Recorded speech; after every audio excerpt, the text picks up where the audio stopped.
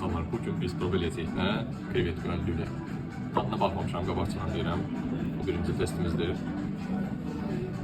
Mən krevet qiyməti sevənəm. Əgər siz də sevirsiniz krevetka, bunu məncə yoxlamalısınız, amma indi dəqiq deyəcəm.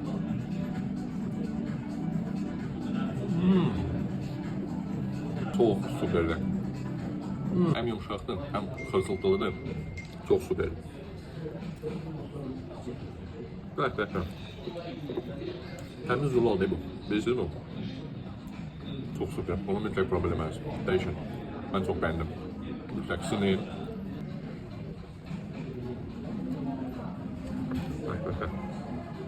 Gelin de kim gözlüyorsun?